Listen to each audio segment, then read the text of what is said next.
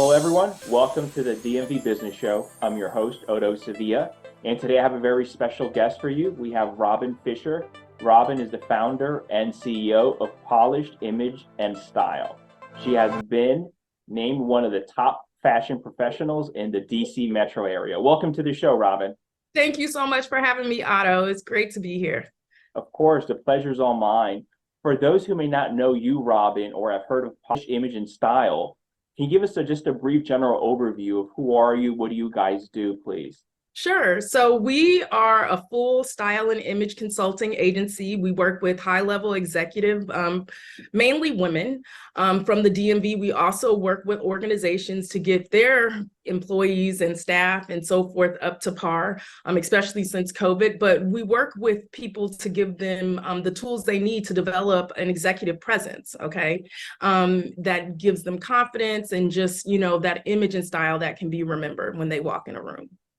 That's great. I can't wait to get into how you even, came to about doing this.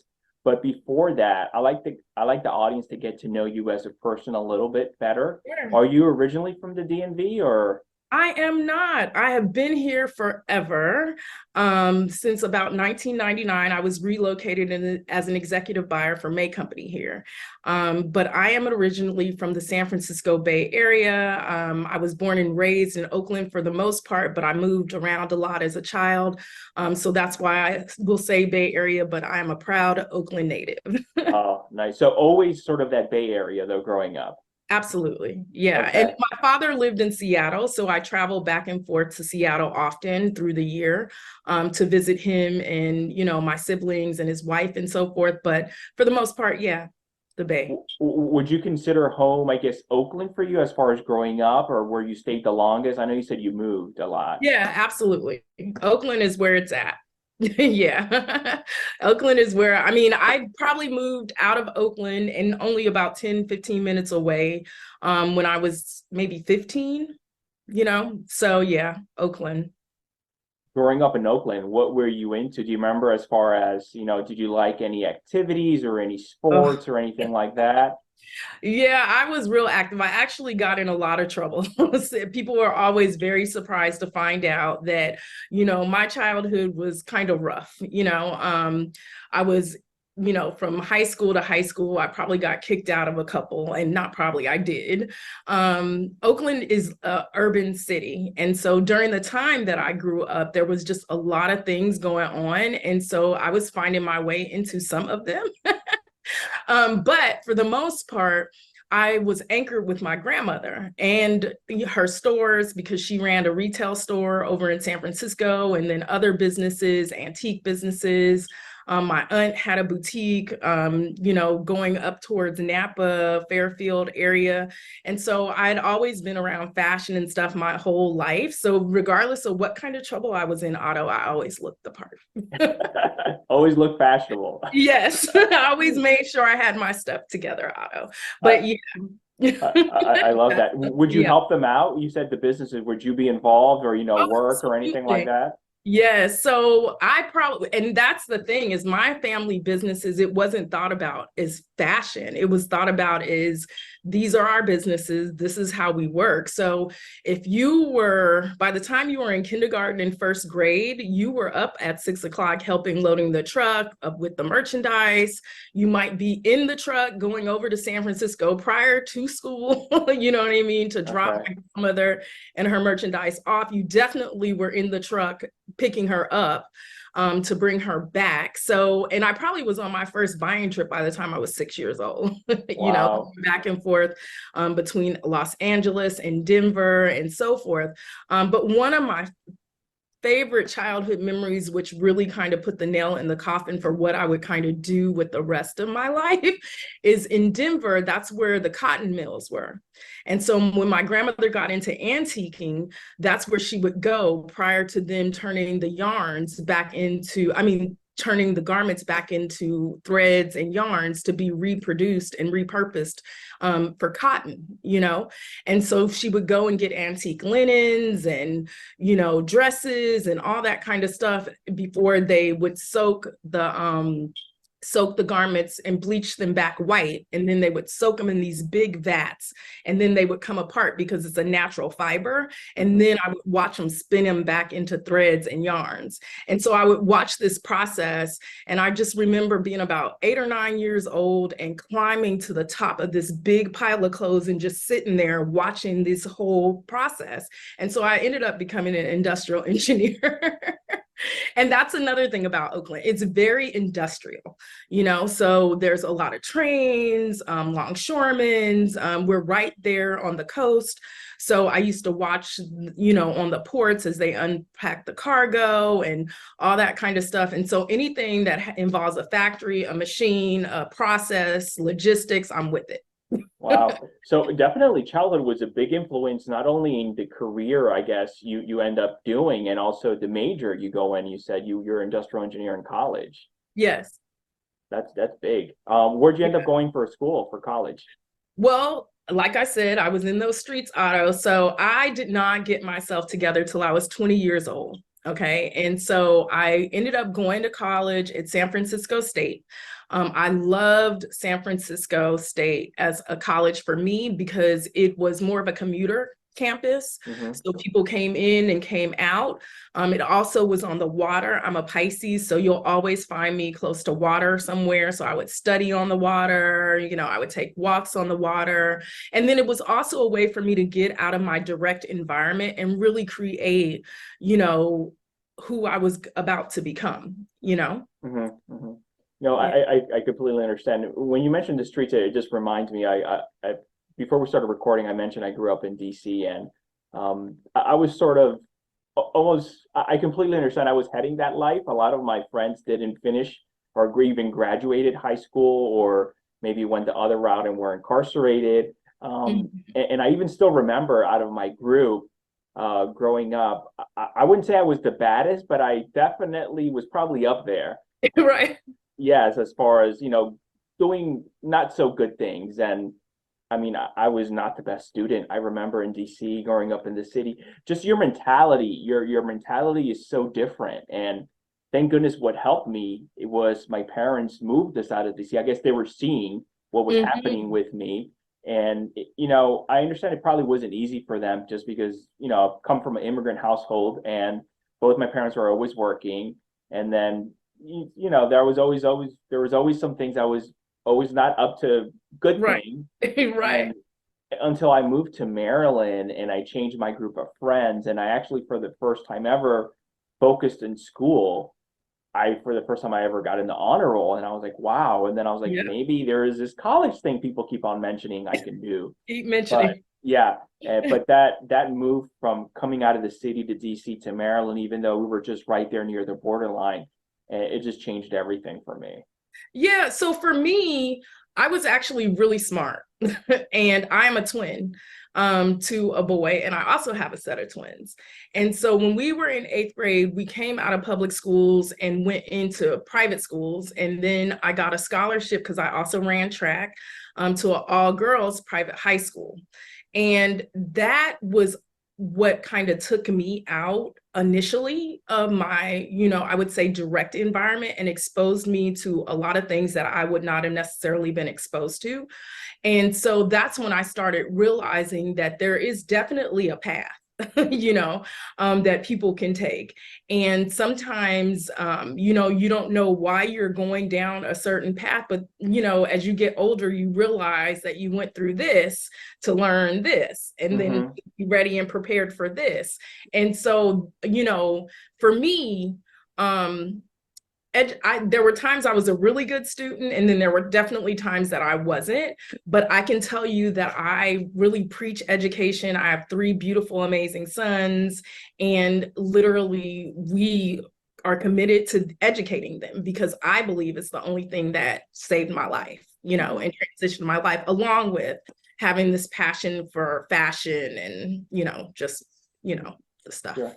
No, of course. I agree. I mean, education is key. I have 3 boys myself, and that's what, I mean, that they see me and they see the mom. My wife's a CPA, a tax accountant, and it's education is number 1 there on the list. I always tell them that's your number 1 thing right now as a child, is just focus on your education, doing your best, Any other extracurricular activities we have you guys in? Always trying your hardest.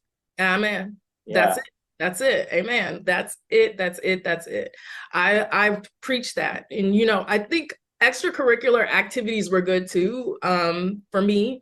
But for some reason, I just think that when it's time to get it together, right? You're really focused on the experiences that you've had, and most of mine were coming from higher education. Yeah, that's true. So you finished your industrial engineering degree, and So I, you're still in the so Bay Area, right? Yeah, so I originally went into school as a civil engineering major, right? I was always really good in math, but I kid you not, Otto, the only thing that came out of that is my husband. Okay. He was my calculus tutor, and 28 years later, we're still here. But I was so bored. I thought I was going to die. You know what I mean? And I just wasn't into it. And so somebody was like, hey, Robin, come over here. This industrial arts department has industrial technology, which has engineering and business merged together. And that's when I realized I also needed the business component. Okay. So I got my degree, and the same person that struggled coming out of high school graduated with two, amazing awards coming out of college. And I had already been hired to work at a fashion company 6 months prior. And so literally, that was just the start of my life. I remember going to San Francisco State and saying, okay, I'm no longer like this hip urban girl. I gotta like get into the whole culture of San Francisco State. And San Francisco I wouldn't say it's hippy dippy, but it's definitely more relaxed. So we're gonna rock the Birkenstocks, vintage 501s, rock and roll t-shirts. And I was all in there, right? And then when it got time for me to do my internships, that's when I started saying, okay, now it's time for me to put it forth a different image. You know what I mean? That one that I'm up and coming, I'm coming out. And so that's when I really think I think the light bulb for me about image came into play early, honestly, because I've always been a people watcher. My mother worked for Bechtel when I was a little girl. And so we would also go to San Francisco to pick her up from work. And so I could sit, around Union Square and all like the real high-end places in San Francisco and watch people walk by. And so that's when I really started to take notice, like, oh, I know she's a boss lady, or okay, she must be the little assistant. You know what I mean? I used to just do all that kind of crazy stuff in my head. But when I made the transition from elementary school to junior high school, that was the first year I wasn't with my twin brother because he was behind. And so I really was going without an identity. And that was a really difficult year for me. And then the next year when I was going into private school, that's when I said, okay, well, let me make an effort with my appearance. Okay. And then definitely when I was going into the all girls private school, even though we were in a uniform, we were really cute, Otto. Okay. So that's when I was like, okay, let me work on how to do hair, how to do makeup and stuff like that, and present myself, because I know I'm going in front of a higher echelon of women or girls, you know what I'm saying? And the worst thing to me to ever feel is inferior. And to me, I don't care how much money you have, but you're not better than me. Okay. But so I have to take care of my part and make sure that I'm looking like I belong. You know what I mean? So that kind of spun off into at every stage. When I look back now, I can see the transition and me honestly putting an effort towards saying, how do I want to look? You know what I mean? How do I want to represent myself? What does the next level of me look like? Sure. And well, that's great. So then you mentioned when you come out of college, you have already a job in the fashion industry. Yes. So I had lived with my uncle. I have amazing uncles, but I had lived with my uncle near Napa and went to the Napa JC to get certified in AutoCAD. Back then, that was, I'm not sure what they're using now, but it's like the father of CAD systems, right? Mm-hmm. And so I had gotten certified through all three levels, and I came back to school, and one of my deans had said, Robin, I have the perfect opportunity for you, because I had interned in tech companies and I just really kind of didn't like it and wasn't kind of feeling, I was just trying to find, I knew I wanted to be in industry somewhere, but I wanted to find out where, you know? And so it was at a company, a fashion company that was thriving at that time. And it was in industrial design. Okay, so it's the pattern makers and so forth. Well, that was also during the time that production was going offshore, and it was very expensive to send hard patterns over the water. You know, we have to send them in DHL packages and so forth. So they wanted to digitize everything. Well, the original the head pattern maker walked off the job because she was old school. She was used to doing stuff on the table. She was like, I don't know what this is. And no, ma'am, I'm going over here. And so they were kind of left in a bind. And then somebody said, well, you know, Robin is certified in AutoCAD. And at the time I was this little intern. So they came and got me. I thought I was in trouble. And they were like, Robin, are you certified in AutoCAD? I said, oh yeah. They said, well, do you know this system? Could you learn this system? And I think it was Gerber or something. And then I looked at the book. I was like, oh, that's easy. That's not even AutoCAD. Like, that's like, you know, whatever, like 8 lines, right? And so they hired me to be the head intern and bring in 3 more interns underneath me to take the whole pattern department digital.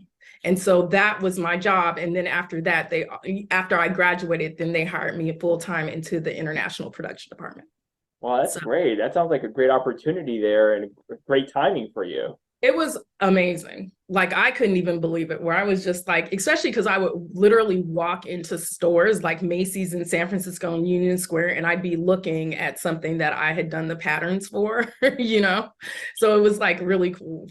That's so nice. Were you with them for a while? Yeah, I was with them for about 3 years. Okay. And you know, the thing is, that's when I also, like, I would dress similar to this as an intern, right? But once I got hired, I started being definitely more tailored, right? And so it sent the message that, you know, like, this girl is not playing. Because honestly, coming out of San Francisco State, you have all these people at that time going into Silicon Valley, making buku money. And then I'm sitting here like, I'll take half of what you're making because I'm going into the fashion industry. I'm gonna follow my passion, right? So I was like, I have no kids. But I have to do this, right? Sure. And so literally, I'm happy that I did follow that, because I ended up, you know, doing the same thing and balancing out within a couple of years. But I gave myself 1.5 to 2 years. And if it doesn't look like that's going to happen, you're going right on into Apple or Hewlett Packard with all the other industrial, you know, people and do your thing. And so literally with my first paycheck, I went and bought 3 suits. I bought a gray one, a navy one, and then a black one. And so I wouldn't wear the suits all together in pieces, you know, as a suit, but I would wear them separate, you know, with nice blouses. And then I put the blazer on with a t-shirt, and I kind of dressed it down. Well, once again, one of the head people in the international production department fell ill, and she couldn't go on a sourcing trip. And so literally this guy that was the CFO, I had never probably said 2 sentences to him, would see me in meetings, see me in passing and so forth. And he said, well, where's that girl that dresses so well? Wow. Right. And so they came to me and they're like, Robin, do you have a passport? And I'm like, what? Nope. I don't think so. And so they got me a passport literally within 48 hours, and I was on a plane, and that started like the rest of my life, you know? So, you know, it was those kind of experiences that just would always happen to me. And it was, to me, also a teaching that people are always watching. People are always watching. That is so true. That's a great story. I love that. Yeah. And the thing is that my family, honestly, they are amazing. Like, my grandmother used to always say, just because you have 10 cents in your pocket doesn't mean you need to look like it. You know, she would say kind of stuff like that, where we'd be like, what does that even mean? Right. Yeah. Or don't dress for who you are now, dress for who you're going to become. And we'd be like, okay, we just did not get it. But those are the kind of things that would run through my head. So when I remember getting my check and being like, what am I really supposed to do with this? And presentation was a big thing in my family and still is. I'm from a spiffy family, you know? And so literally it's just one of those things that once again, I'm just happy that I listened to that voice in my head. That's great. I agree with you 100%. Just reminds me for the longest time, I don't know, maybe dozens years, I don't know. I was always dress up, suit and tie, suit up. I was like, that's my uniform. Obviously different, suit, different ties, different shirts and all that. I'll be the only one in my office with a suit and tie. No one else. I'll be going to meetings with clients or with anyone else, showing commercial space. 9 times out of 10, I'm the only one with a suit and a tie. And I just felt comfortable with it. It wasn't until COVID that things changed for me. And then I was like, let me just sort of lay back a little bit and see what happens. Just still button down, or maybe a polo depending on the weather. But I can't remember now the last time I put on a suit and a tie, even for meetings. But I was doing it for 12, 15 years. I don't know, 15, 20 years. I can't even remember. Yeah, I mean, and that's the thing. So because for the last 15 years, I've been running Polished. And one of the things I can tell you is DC loves a good suit. Okay. And especially as a department store buyer, I've been able to see trends all across the country in reports and so forth. And so I know what hits where, and suits and pumps and dress shoes in this market. I don't think there is another market like it, right? Especially back in my day of buying.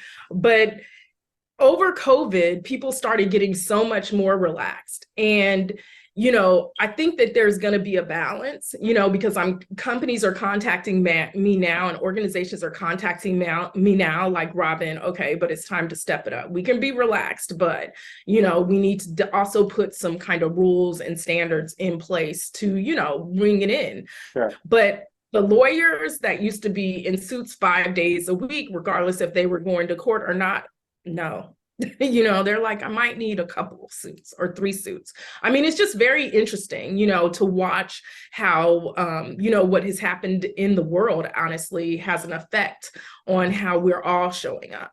Yeah, it's so true. I mean, I was always sort of business professional. I was more like business casual for myself. And I like it. Now I'm like, okay, I can't imagine. I mean, I would go back if I need to, but I don't have to. But everyone's different. But if you have to put on a suit, they make suits with stretch now, Otto. Like, yeah, I got a couple back here where I'm like, people think I'm suited and booted all the time, especially if I'm going to speak at companies and stuff. And I'm like, you don't know, this is pretty lightweight, a sweatshirt, like a sweatsuit. I have the pant. It just is like tailored to a suit. Yeah. We don't have to feel restricted in our clothes anymore. No, I agree. What brought you to the area here, the DMV area? Sure, I fell in love with that your husband, your tutor. Yes, I fell in love with my calculus tutor. I've been working internationally and in San Francisco, and we have been separated for like 2 years. And then we decided that it was time for us to be in the same city. And so I got an amazing opportunity here. And, they relocated me, and I've been here ever since. But I really, up until COVID, I really kind of considered myself like bi-coastal, because I would just I've always had the privilege and made it a priority to be home, when I could. And so I flew back quite often. I spent summers in California and designed my business around doing that. So my sons could grow up with both sides of their family as well and feel connected. So I moved here in 99, but I probably didn't get planted here in a real good way until COVID. Okay. And you started the business in what year again? I started in 2008, 2009. So I was a major department store buyer. I came home for a year and had my first son. And the stay-at-home mom thing traditionally just was not my get down. So then I went back with a fashion company, which was a smaller retailer here, Urban, and they specialized in urban. And so I worked alongside, buyers and strategy and marketing and all that kind of stuff, doing those kind of functions in that business. But you look up and you're just giving your all sometimes. And I looked up and I wasn't being treated right. And so I was pregnant with my twins, about 7, 8 weeks pregnant with my twins. And literally I walked off my job like, nope, I will not carry these babies with this type of energy, especially because a lot of people don't talk about this, but the fashion industry, I call it kind of like a female ghetto. We refer to it that way because people are sometimes underpaid and overworked, right? And so what was happening in my first company is a lot of women were having miscarriages, you know? And so I knew that working under a high level of stress for what, right? And so I walked off but the writing was kind of like on the wall for a long time because I was making them just with my brain and strategy, multi-millions of dollars easily on the same amount of stock year after year. And honestly, it was my major department store experience that I was implementing and training up the employees and just getting all the reporting standardized and I didn't realize that I was doing this. It was because it's fun to me, right? And as a young person, I think that we're just like out here going balls to the walls. And then you look up and then you're like, damn, no. And then you're also like, well, if I can do it for you, sir, I can definitely do it for myself, you know? And so I walked off, and then when I was about 6 or 7 months with the twins, I made a decision to go back and finish my MBA or master's in business, international business. And then I sat down and wrote my business plan for Polished. And it was something that had been on my heart for a really long time, honestly, because I was always the girl dressing the friends for the party. I mean, me and my friends would walk in like we were part of a girls group. Okay. I mean, I would like all my friends, if we went shopping, they're like, Robin, and I would put together capsules for them. We didn't even call it that back then. I could spot something in a thrift store in 2.7 seconds. And so I just really enjoyed the art of curating wardrobes and also telling a person's story through how they presented themselves. And like I said, I had done it for myself my whole life. And so I sat down and I was like, there has to be something to this. And I want to honestly just sit here and develop something that I can pay my own damn student loans and not drive my husband crazy with my little tiny bills, right? And let him, support the family and not be a burden. And so I started Polished part-time. When my twins were about 1, I went over to London, trained. I finished my master's and launched the same month. I think it was December 2008. Had a great launch party, and then I started kind of getting to work, right? And to be honest with you, I booked my first client walking through Tyson's Corner Mall. And she stopped me and my twins. I just finished changing my twins and I came out and she saw me and she goes, can I ask you a question? I said, yes. She said, you have a set of twins. I have a set of twins. I said, yes. She says, you're always in here. I said, I am. I have nowhere to go, ma'am. Like, I'm just here raising these children, trying to find something to do. And she goes, you always look so well put together. And I was like, what? She was like, look at me. I'm disheveled. I'm this, I'm that. And I'm like, well, I'm actually an image consultant and a personal stylist. I just launched my business. She's like, give me your card. So she contacted me. I helped her, but she also ended up being an executive coach. And so that's where my first clients started coming from. Oh, that's great. Yeah. And so that was about 15 years ago. Yeah. Yeah. Now, when you start the business, so you found this client, but obviously the most important thing then is just the customers, more customers, the volume, whether repeat or referral. How do you go about then getting the word out that, hey, here's Polished, I'm open for business, let's go? Sure. So to be honest with you, my business took off before I was ready. I didn't even have the proper childcare for my children or anything. So I made an executive decision at that time that I would not let my business grow faster than how I wanted to parent. So over the last 15 years, I've grown my business alongside my children, right? So honestly, my twins were probably 10 or 11 before they even realized I worked, because I was always there before school and after school. I took clients in the middle of the day. Okay. And so for me, it was all about putting forth a great brand, and a professional looking brand. I knew how to do this from working at fashion companies. So I understood, branding, cohesiveness, I have, I was a designer bridge buyer and an urban buyer, so I have a really sophisticated eye. I've studied the market pretty much my whole life. So I knew how I wanted to present myself, once again, taking my theories about how a woman gets dressed into that marketing space. And so I launched a really good website. And so that became the vehicle which people would find me initially. So a lot of people find me online, Okay. And I've never paid for ad placements. I've never paid for news placements or PR or anything like that. I started getting really, really good PR. And then I also started working with a magazine, like the first Eco Beautiful magazine for weddings. And so I was their style director. And so that gave me also a different level of exposure, So I was, directing photo shoots and, going up to New York during Fashion Week and connecting into the design houses and doing all that kind of stuff. So people started seeing me, in two different capacities. They would see me as, yes, a personal stylist, but they also saw me as a businesswoman. And one of the major things that happened to me through having my twins is I became a plus size woman for the first time.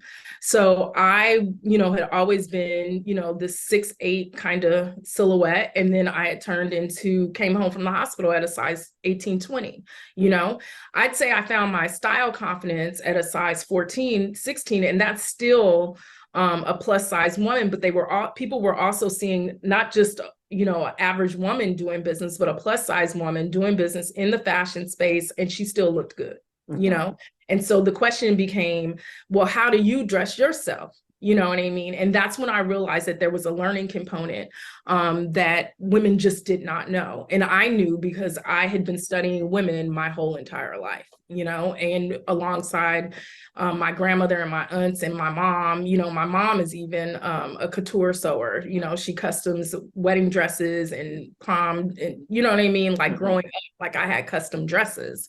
So, I knew the female body, I knew the human body, the male body as well.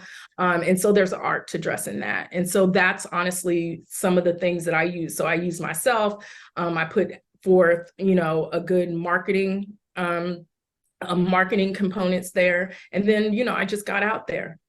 That's great. And you said you consciously built the business for it to be bi-coastal until COVID happened. How did you go about that? Did you try to get clients back on the West Coast? I had clients back on the West Coast. So that's one of the things about being in the DC market.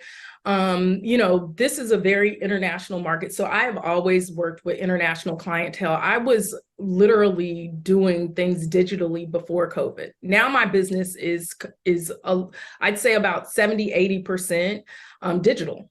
Okay. And literally on the West Coast, people would see what I was doing, and there could be people that old colleagues, family members, or just people that I would meet out and about. And between them and also the people that I was meeting in DC and working in DC, a lot of them would move into Stanford or into San Francisco because of tech, or diplomats because they came here to conduct business. So a lot of them were migrating into the Bay Area because of the tech. Okay. So it made it very easy. Very easy. Yeah. Okay. The first couple of years, if I can just take you back, I know you said you were part-time for a while, but how was that? With the business, obviously you're juggling a lot of things, wearing multiple hats. Yes. It was, difficult. That's the best way I can say it. But I'm happy I put in the time. I mean, I remember sitting in the corner of my twins' room with my computer at like 3 o'clock in the morning with it on my lap while they slept, because I didn't want to wake them up, and my husband was asleep. And, I would just be sitting there, but I would get into these modes of hyper, you know what I mean? I just couldn't sleep until I found the answer. And so those spurts, honestly, I think were healthy at that time, because it was giving me, I was getting inspired by something, and that innovation had to come out, right? And so it was difficult because you are absolutely wearing all the hats and you have to know all of everything. And so for me, I knew a lot because I always was into business. You know what I mean? And especially with me starting at the level that I did, I understood I would be on the side of a countryside in Thailand picking the cottons qualities that I wanted my yarns to be made out of for, you know, Mhm. my production run. You see what I'm saying?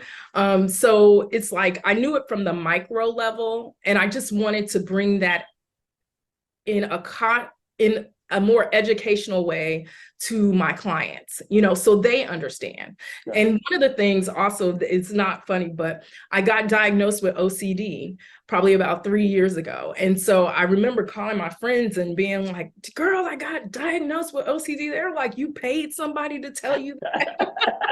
Like, you actually paid for this knowledge, ma'am? And I was like, whatever. And so when I look back, I speak the language of a lot of high functioning professional people, and those people actually are my clients, you know? So That's good. That's great. Robin, if someone listens to this and they're anywhere in the United States or just anywhere in the world, and they're like, oh my God, I need to hire her. I need a my new closet and everything. You said about 70% of your business now is digital. So if someone reaches yes, out to you, what do they, I guess there's a conversation as far as their style and then they take pictures. How does it work? sure. So basically, how I have set everything up is very seamless. So one of the things about my clients is they really don't have a lot of time. So I customized my services around that. And then there's people that just want you to fix the problem, tell them, fix the problem, and let them get dressed. And then there's people that really want to learn, you know, about how to dress their bodies, you know, how to shop for themselves and Mhm. so forth. So my suite of services and products will answer for anything. So a lot of times people will contact me directly through my website. My team is here and we're ready, right? And so we'll have a 20-minute call, discovery call, to see if we're a good fit for each other. One of the things that I love about my business also, because I was the director of Fashion Group International in Washington, D.C., that I know a lot of stylists. So if I'm not the right fit for you, I will get you and try to get you to the right person based on what your needs are. But once we discover that, then, you know, you can work with me on a 2-hour consultation. That's where we go through everything. And I call your presentation your polished ID. And so we work on, you know, defining what your style refinement points are, okay, to really just, you know, bring it home to get a effortless, polished image and style. It's not trying too hard, but just really showing up in an authentic way. And so that comes with a very detailed report. It comes with a personalized color palette, you know, all of these things that I've detailed and developed over the years. And these are tools that you'll know exactly where to shop, what silhouettes, what fabrics, what colors, what details, where to avoid, putting details, all those kind of things during that process. And that's a 2-hour process done on Zoom. Then I also do virtual shopping capsules. That's where I bring in it's like having a personal buyer for you, where I bring in my executive buying skills. I'm looking at close to 20 to 25,000 items a week anyway. I'm in store checking qualities every single week. So when people hire me to do a virtual capsule, that's when they have a page in my personal system where I go around, I look at probably close to 10 to 15,000 items specifically for them, and based on color, silhouette, budget, you know, what their needs are, because your wardrobe and your lifestyle should, you know, coordinate, come up with a really curated capsule for them to shop from. So that's one of the things about the online space. It is so convenient. People are doing it. It's running, you know, the malls out of business, okay, where it's like the companies are like, we'll keep our stuff here, thank you, and send the robots for it, which is not necessarily a good thing because jobs, right? But at the same time, their merchandise doesn't get shop worn. You also go to a mall now and you're only looking at 60% or 65% of the assortment that they even offer, right? Yeah. So my clients really love the capsule because I'm going in with an editor's eye and picking the items and curating them tens of thousands of items down based on what their needs are. And then you're release that. And I present it to you just like I used to do in San Francisco, presenting collections to the owners of my companies. And it's released to you for you to just click and shop. So those are two of the most popular ways to work with me. And then I have a great program that I launched during COVID. It had been something on my heart to do for so long because I would fix women up and then women would still want to work with me and learn, but I had nothing for them, right? Except you can come back every season to come shop with me. And at the time, that was when I was going to the malls every week. I was in Tyson's and Annapolis and, just all over the place, like 3 to 4 times a week. And so, so when I developed the program, it's a 6-week program, okay? And it takes you through my whole polished ID method in a process in which you understand, okay? So the first section is all about define. We want to define your style to make sure it shows up in an authentic way. So if you ever see me out and about, I'm 33% classic, 33% natural, and 33% updated, okay? But that is my personal taste level. And a lot of people don't know what that is. They're like, I don't have a style. Yes, you do. You have a point of view. So now I know that I'm not going to put on anything overly artistic or overly dramatic, right? Or overly romantic, something that's skimming, deep necklines, because I'll just be like, oh, Jesus Christ, I can't. You know what I mean? It's too much for me, right? And then I am a person that I always have to be very comfortable. I love classic tailored lines, but then you're always going to see something a little bit updated on me. So it could be an accessory, a pop of color, or something like that at about a 33%, but everything else is going to be basic, right? Mm-hmm. And so that's my taste, but everybody's different, And so we start with that first foundation, and then we build on the facts about that client. Right. And so this is done in a really intimate group program setting, okay, where it's like there's modules, handouts, and weekly coaching calls. And it's a lot of fun, So by the end of 6 weeks, you also get a shopping component where I'm picking the merchandise based on the people that are in the group. They're able to shop and really curate, fill in their wardrobes and, build out a wardrobe that they love. So that's another way to work with me. That's great. You were just mentioning online shopping, and I mean, nowadays with online, mostly a lot of people I'm sure are doing their shopping online, myself included. My wife just recently was updating her wardrobe, and she bought some things online, and she got a couple blazers. And now you have me thinking, is there any specific staple you would recommend that everyone should have in their closet, or does it? I guess I'm sure it also varies by individual and what they like and their preference, but any recommendations there if someone's listening to this that this is a must to have? Yeah. I mean, the first thing I tell anybody, regardless if they're a male or a female, is to focus on their bottoms. You want great fitting jeans. You want great fitting pants. You want great fitting skirts. You want great fitting tailored trousers. Those are the items that can convert anything. Okay, so you could have on a great blazer and t-shirt look, but if you put a pair of trousers with it, you can walk into a business casual meeting. You can then also put on jeans with it and roll the sleeves and go to happy hour. You know what I mean? So the bottoms really dictate a lot. And that is also a lot of times the hardest place to fit, especially when we're dealing with our middle section as we get older, right? So that's the first thing. I'm a firm believer in having a pure foundation of great basics. Okay. I can't tell you how many women over the last 15 years and men I've gone in their closet. I'm like, can I see your black trouser? Okay. And they'll go get it and it's got a pinstripe going down it.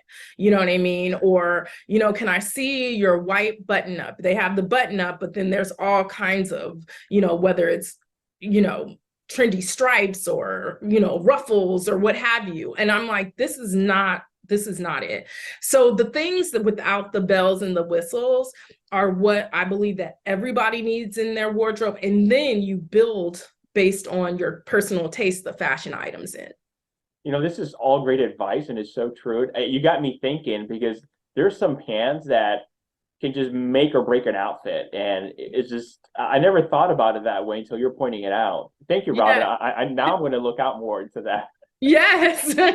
Yes. The bottoms, I'm telling you, they can like, especially because early in my career, I had to pack for 3-week sourcing trips. So I'd be in the country 3 weeks, out the country 3 weeks. And in those 3 weeks, I'd be anywhere from Asia, the Middle East, coming back into Europe, then back into New York. And then I would literally go around the world, right? Wow.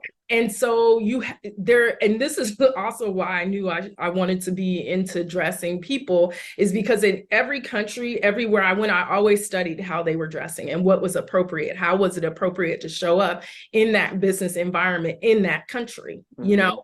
And so I used to take a lot of stuff, but then it became like, no, let me just throw my basics here that I'll coordinate a few fashion pieces that I can switch in and out with those to create different looks and my accessories, and I'm good. You know what I mean? Yeah, that's true. What would you say drives and motivates you today? Educating these children. I tell you, these tuitions, man, these tuitions. And then also, I honestly have always, this is probably the most since COVID that you'll see me visually. I am a cheerleader. I have a lot of clients that have very high visibility. So I can turn on the TV, they're on the TV. I can open the paper or open a magazine, they're in the magazine. And I love that. Like, I am the cheerleader behind the cheerleader, behind the cheerleader, behind the cheerleader. So for me, what motivates me is just seeing people do well, be confident and show up, you know, and that gives me the motivation, like, to keep going. Would you say that the thing you're most proud of in business is, now that you mentioned your clients, seeing your clients in all these publications you mentioned, Yeah, but or anything else? not even just seeing them happy in life, Okay. Women come to me a lot of times when they're also in transition, so Hmm. it could be something deep like going through a divorce, or it could be they're a regional move, so they're new to the DC market. You know what I mean? But when, seeing them come to DC, kind of be intimidated by the environment, because this is definitely a powerhouse environment. And then for them, all we have to do is dress you, and then you feel confident and comfortable. You know what I mean? Like, go out there and get it, girl. You know what I mean? Like, I love that. And then, women that are coming from deep places, like, to see them start to re-engage into the world again and become happy about living again. Like, those are the things that or just seeing women just become confident. Like, that's my biggest thing, because like I said, I don't think there is any need for it. Like, do not feel inferior to anybody. Yeah, that's so true. Robin, in life and in business, we all have setbacks and failures, and some are larger and smaller than others. Is there any specific setback or failure that you would say is sort of your favorite fail? And if so, what did you learn from that? Sure. So in 2017, well, 2016, I've been diagnosed with 2 cancers. In 2016, I had thyroid surgery and they found cancer. And then 9 months later, I was diagnosed with colon cancer. Wow. And so it was one of those things that turned my life upside down. It stopped me in my tracks immediately, because I was very young. I was only 44, at the time. Hmm. And I had 3 small children. And, I had my business, I had my family, and I just was like, oh my God, what did I do now? Like, because I've always felt my whole life, like, for me to get to every level, I've had to fight or had to go through something, but this was the ultimate fight. And so it really let me know, like, all those other fights were preparing you for this one. And so literally, I was really blessed. One of the things that I've always believed in is building good, solid business and business foundation. And so it was my business that kept running. It was the clients that I've been serving for the last 10, 15 years that kept coming. And so honestly, I wasn't quiet about the fact that I was going through surgeries and chemo and all that kind of stuff. You kind of could see it on me. to a certain extent, but then not, because I would get to the mall and my friends would, I mean, my friends, and I call my clients sometimes, a lot of them have become my friends over the years. I love them. But they would be like, who's on chemo, me or you, by the end of our shopping trips, because I would just get so energized, right? But it was those kind of, that kind of work that somebody needs me. I have something that can make them better. And that's when I realized, like, this really is a gift that I have, and I don't want to take it for granted. And so if I will myself and fight this fight to get better, I'm coming back stronger than ever, you know? And so I was there, Otto. Do you hear me? Like, after all the surgeries and all that kind of stuff, I had just rebranded my business. I was, you know, still starting to pick back up momentum, and literally COVID happened. And I was like, and it took me a minute to even figure out. They were talking about the elderly and the weakened immune. I don't never think of myself as weak. So it took me a minute. Oh, shit, they're talking about you. So I was like, oh, God. And so I freaked out for a minute, but then I just sat down and I was like, nah, you're not going out like that either. And so I sat down and wrote a whole nother business plan. And I've always updated my business plans every year, but I wrote a whole new one to go digital. And I realized during that process that I had already set up the logistics. I've been serving my international clients when they're diplomats over in Africa or over in Asia for years. You know what I mean? Using different digital platforms and Zoom. I've been on Zoom for years, you know, all these kind of vehicles. And all I needed to do was really package it and make it pretty and market it. Mm-hmm. And so that's what I started to do. So I'm most proud about that. And then you became that 70% digital that you are today, right? Yes. Okay. And my business tripled. Wow, that's amazing. Yeah, because it opened me up from not just the Washington, D.C. market. And the thing is I always knew I wanted to function on an international level publicly.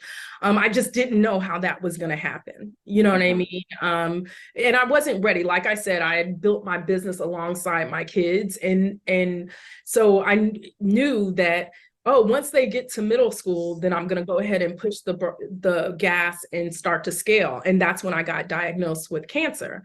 And so literally, I didn't know how that was going to happen either. But once I opened myself up, started marketing myself as somebody that helped everybody across the country, then literally just the business became, you know, something that it is now. I'm proud of it. It was almost thanks to COVID. I don't want to say that and sound a little bit, I know, right? But it changed the business model completely and to where you are today. It did. And it's made it really comfortable, you know, for me, because I still go out to the stores. I'm still a touchy-feely. I have to see what I'm putting my clients in and what I'm recommending. So I'm there, like, you know, every week. But at the same time, I think that the business model had to change because I was watching the retail environment change anyway. You know, even prior to COVID, we were going digital. You know, it just kind of pushed us to go there faster. Yeah. Robin, what advice would you give someone if they came to you and they wanted to start their own business as well, whether in the fashion industry or just a totally different industry? Any advice and pointers there? Yeah, I would tell them to do it. You know, a lot of people know that they want to run businesses and they put themselves out of business before they even start. You know, they talk themselves out of doing it. And I was so guilty of doing this. Like, the writing, when I look back now, was on the wall from the last company I was for years, because I was there for almost like 5 years. The last two, it was definitely on the wall, but I just was too afraid to make the jump, you know, and then just sit down, and it doesn't have to be anything formal, but write out a plan, you know, because as you'll always be inspired, right? But you have to will that stuff in, get it down on paper, write a plan, and then follow the plan, you know? There was a business coach that I went to a retreat in Atlanta with a few years ago, and he said something that just made so much sense. When you refine your focus, you operate in excellence.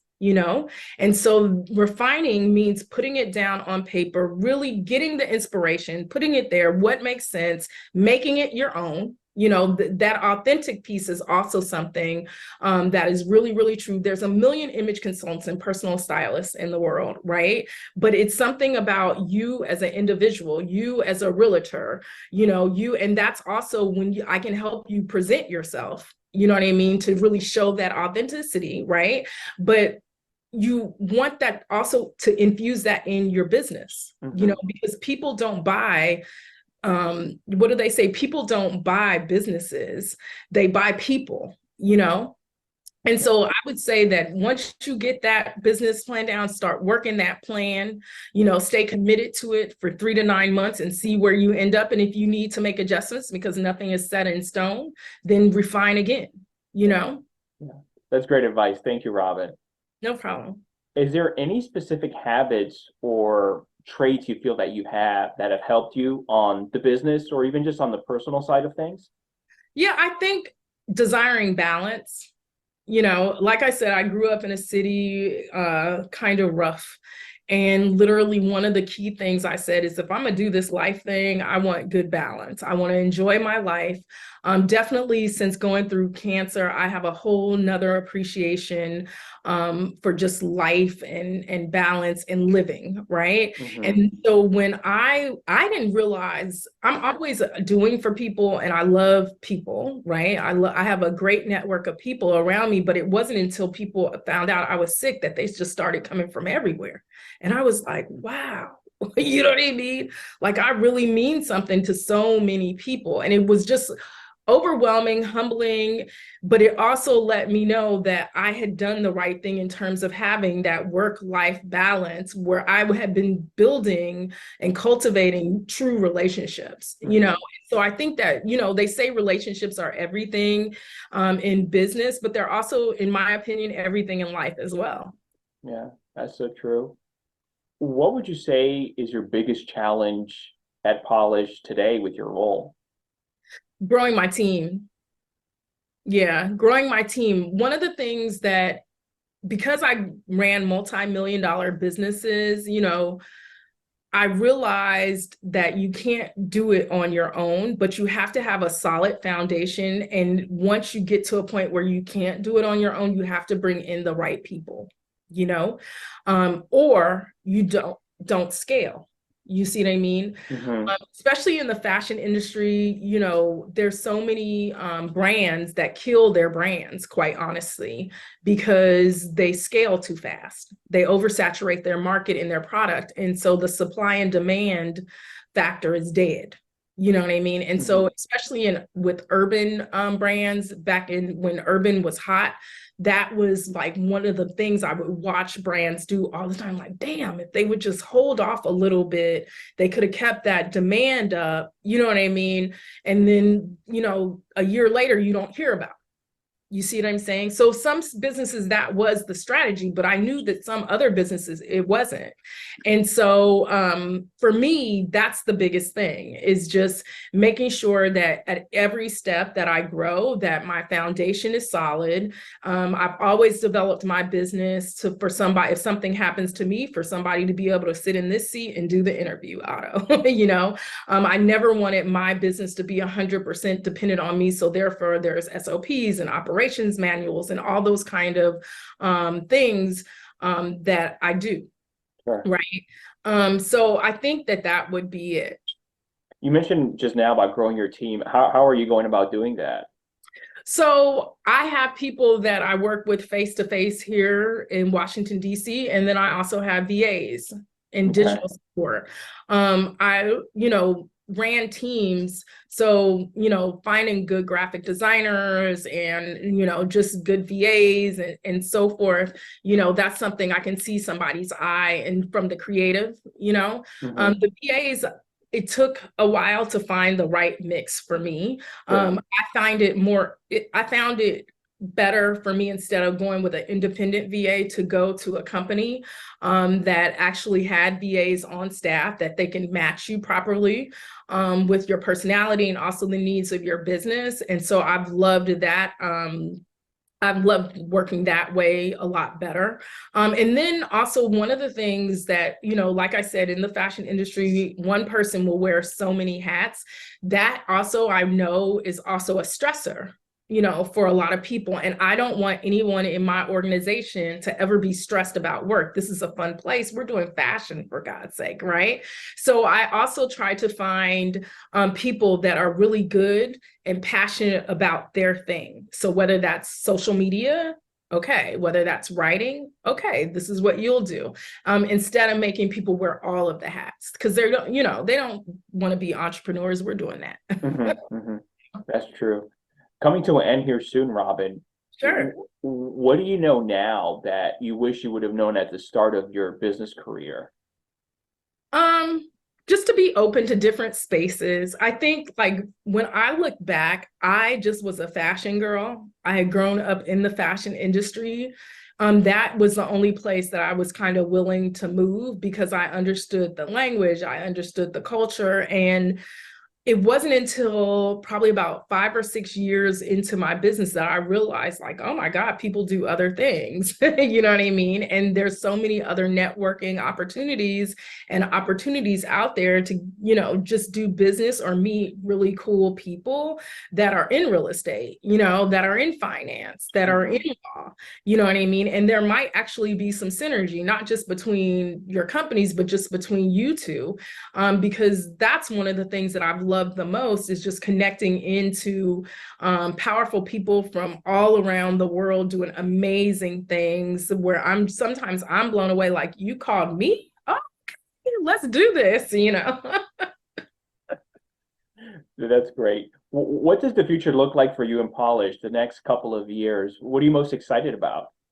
Well, I'm most excited about growing the program. I think it's an amazing program. It's a great bang for the buck. I really, really enjoy it, especially because it's so transformational. I know that the one-on-one private clients will definitely continue. And then I also look forward to working with more organizations, so I've always worked with companies, but now I think that this is like a time where organizations are reassessing how they want to be seen in the world, based on the market. When we were growing up, well, I just turned 50, so I'm not sure how old you are, Otto, but when I was growing up, the conversation was the world is going global. It's no longer going to be just about, where you are in terms of regionally, right? It's going to be competitive. That has definitely happened, and so I think organizations have to say, okay, we've definitely, the whole world has gone through a shift. So let me re-examine how I want my employees to show up and represent my organization. And, I want to help them do that. That's great. Robin, when you're not busy running the business, what do you like to do for fun in your free time? I'm a family girl. Yeah, I'm a family girl, and then friends. Like, I have a set of friends. We will whoop it up in 2.7 seconds. I think it's Mom's Going Wild, and I love them. But then for the most part, I'm raising these three amazing sons that I just love spending time with. I actually really like them as people. And so watching them like thrive. My oldest son is at Amherst up in Massachusetts, and he also plays football, and just, hearing about his academics and watching him train and get ready for the football season and is awesome. My twins are also little football players, and, we've been blessed to have him home with us all summer. So watching them, get ready, getting ready for a scrimmage on Saturday. I've been watching them train with their big brother in their school all summer. So I'm ready, Otto. Wow. And listen, don't throw a ball towards me, okay? Do not, any kind of ball, anything like that. But I'm definitely a boy mom. And I have they've grown up in these organized sports, and I love all the little guys. I'm connected to all of them. Like, my house is the spot. So the whole passion for football, is that your husband, maybe dad or something, or? It's them. Like, Oh. These twin boys, I'm telling you, they just turned 16 on Thursday. And so I took them up towards New York. And literally I was trying to find some pictures of them as babies without hickeys on their head. They literally would always bump into each other, bump into something where I was like, oh my God. And then their big brother started playing, he's 4 years older, started playing football. I have pictures of them sitting up in their, stroller looking like, wait till it's my turn. You know what I mean? Oh, wow. They just wanted to be like him. And so they just took off too. So they've been Maryland state champs. They're like, they're hyper football. So it's not necessarily my husband, but he definitely is a major supporter of them as long as they keep their grades up. So you have a 20-year-old and two 16-year-olds.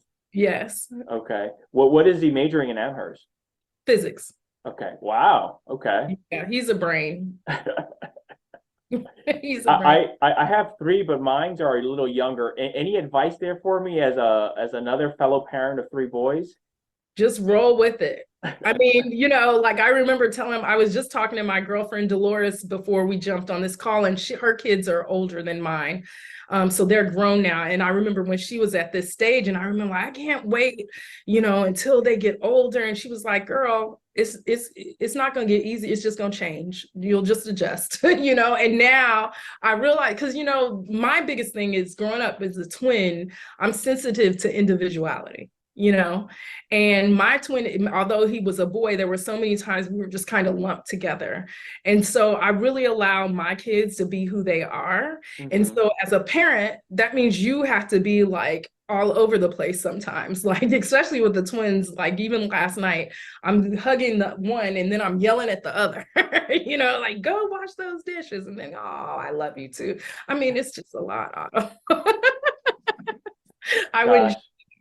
I was just talking to my wife about it this morning because we have some friends who have boys that are a little bit older than ours, and she sees them and they're like, they just grew up so fast. And at a point when they're small, you're like, oh my gosh, I can't wait for them to grow up and they can be independent and do this or do that, or I don't have to be involved in this.